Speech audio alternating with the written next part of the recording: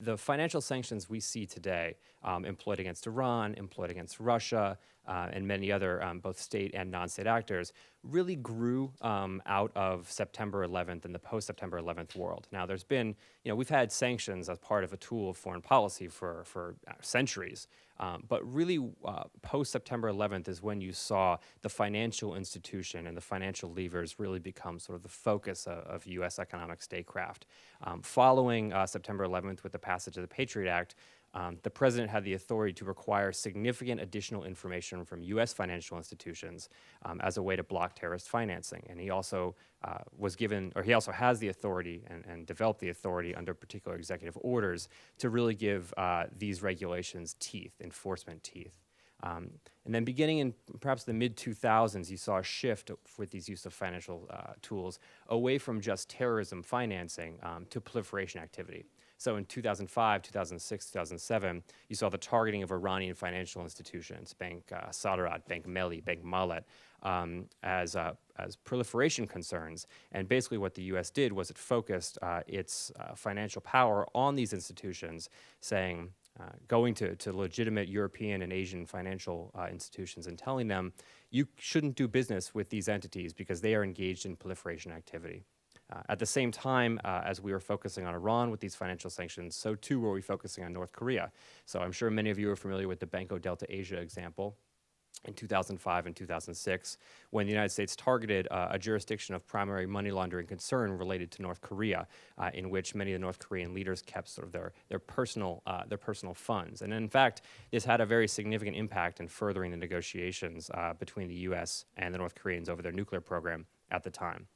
Then in 2010, I think you saw sort of a very significant shift due actually to Congress on these issues, and that was the passage of CISADA, which is the Comprehensive Iran Sanctions Accountability and Divestment Act. So basically what CISADA did was it imposed what are called secondary sanctions. People generally know what secondary sanctions are because there's a lot of misconceptions about what they are. Basically, a secondary sanction is a sanction on a non-US entity that puts a choice to that entity. So say, for example, a European bank that is not doing business in the United States, but is doing business, for example, with Iran. The US says to that bank, you can either do business in Iranian markets or you can enjoy access to the US financial system, but you can't do both. And given the importance of the US financial system, most of these foreign financial institutions said, well, okay, we're gonna cut Iran off from continuing to do business with us. And so this had a very powerful secondary effect that was then further partnered with oil sanctions in a very clever way. So basically what the United States said was, if you're a foreign financial institution and the country of your home jurisdiction, so say, for example, back to this Germany, doesn't significantly reduce its oil imports from Iran, then we're going to cut your access off to the United States. And in effect, what this did was it forced these countries to significantly reduce their purchase and transactions in the Iranian energy markets, among other markets. And this had a very significant impact on the Iranian economy. And I think we can argue about the merits and demerits of the JCPOA and its implementation, but I think it's fairly clear that combined with covert action and a number of other measures, that these powerful sanctions did bring Iran to the negotiating table and did end up, that did result in the signing of an agreement, notwithstanding your particular thoughts on that agreement. At the same time, policymakers began looking at these sanctions and sort of realized that, hey, these are really powerful. What other situations can we use them in? And this is when you saw the United States begin to impose a multifaceted sanctioning campaign against Russia in the spring of 2014. This campaign involved sanctions that were list-based, so designating particular Russian oligarchs. They were comprehensive, in particular related to Crimea. So as many of you know, you cannot ship goods or receive goods or do any business with individuals in Crimea. And then also the new sectoral sanctions program, which is basically a transaction limiting type of program that targets debt and equity, among other things, for particular Russian financial institutions. Interestingly, this more sophisticated type of program came out of the basic and harsh reality that the United States could not use broad sanctions against Russia. It couldn't designate, for example, Rosneft or Gazprom or other major Russian entities, because to do so would effectively would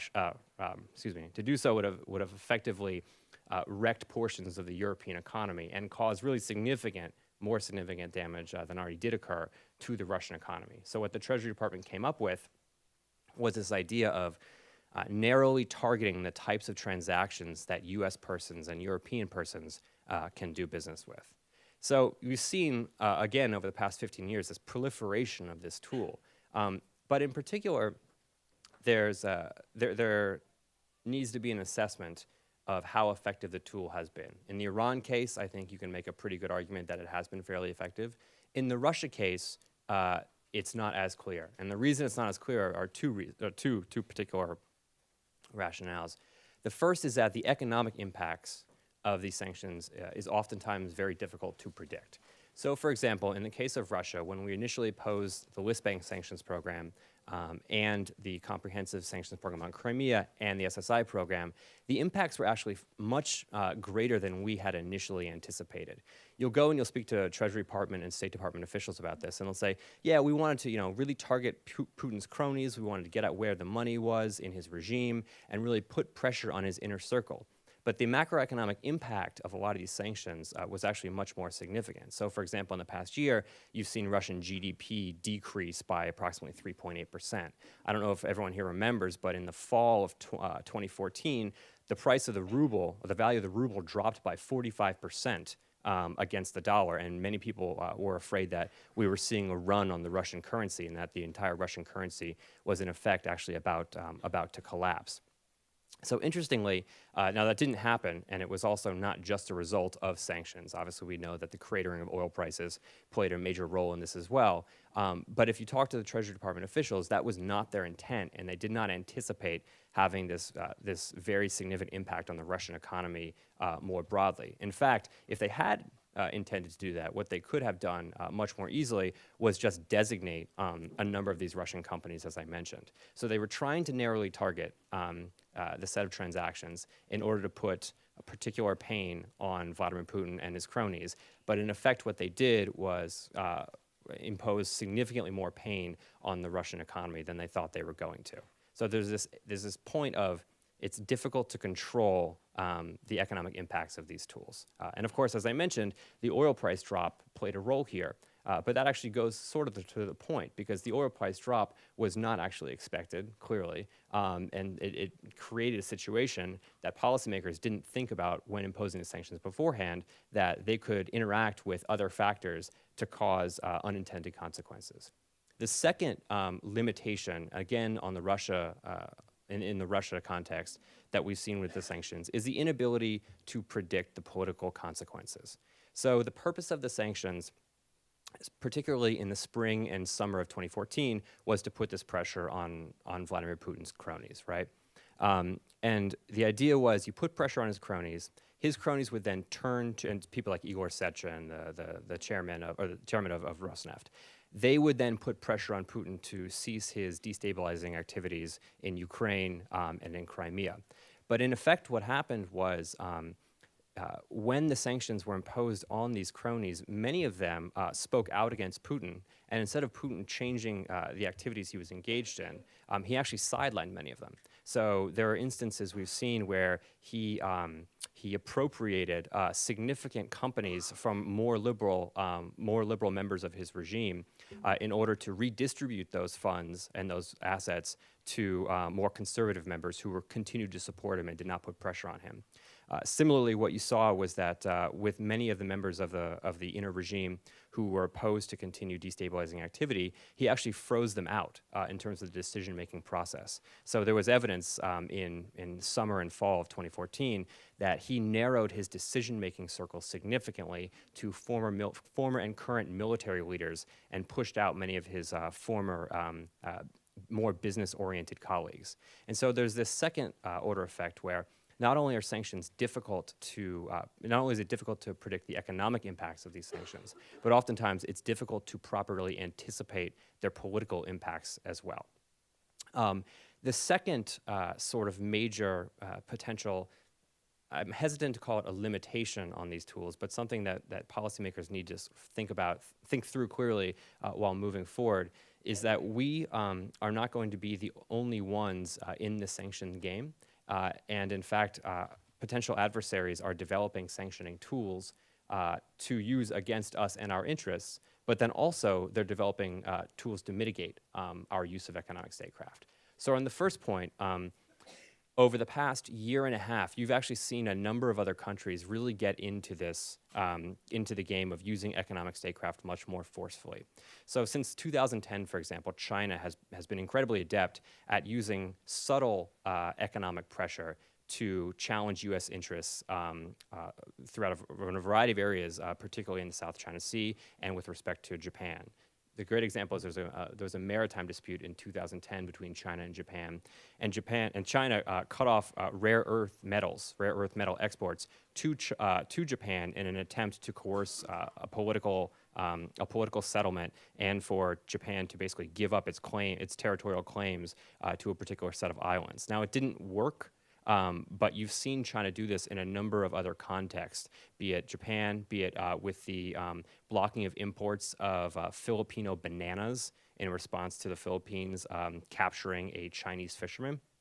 And in fact, more recently, China has actually become more emboldened against using these directly against U.S. interests. There's an example from a couple months ago where where the U.S. Arms package to Taiwan was approved by the administration, and China said to the United States and to U.S. companies, any U.S. company, defense manufacturer, that goes ahead and processes these transactions or aids in these transactions for Taiwan will no longer be able to do business in China.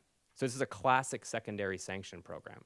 And it's the first time I think we've seen the use of these sanctions by another country against U.S. interests. And of course, they're not the only ones. Russia sanctioned Turkey following the shoot-down of the Russian Sukhoi-24 fighter a couple months ago and the infringement of Turkish airspace. And those sanctions, which focus primarily on the tourism industry and construction projects, have had really significant bite on the Turkish economy. And even our allies or non-ally partners like Saudi Arabia have begun to employ significant financial sanctions against members of Hezbollah and other terrorist organizations by putting them on designated lists. So we're really beginning to see this sort of next wave of economic statecraft that the United States, in effect, I won't say started, but showed how powerful these tools can be, and other states have sort of begun to learn how to use them effectively.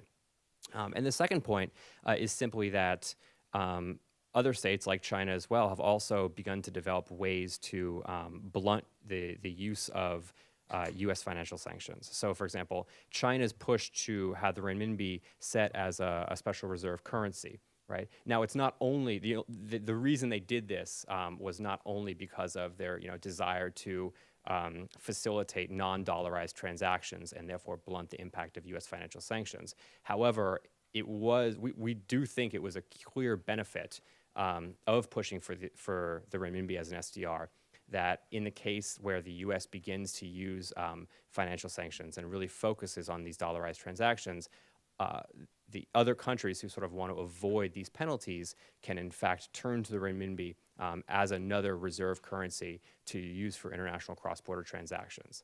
The second component is that China has actually set up an interbank payment system that rivals or is parallel to SWIFT. So everyone knows that SWIFT was an incredibly important tool in bringing economic pain on Iran within the past few years. And basically what SWIFT does is it provides a messaging service, a transaction messaging service that facilitates banks talking to one another. And so if you basically cut Iranian institutions out of that service, then they can't communicate with Western financial institutions, and it's very difficult for them to do business.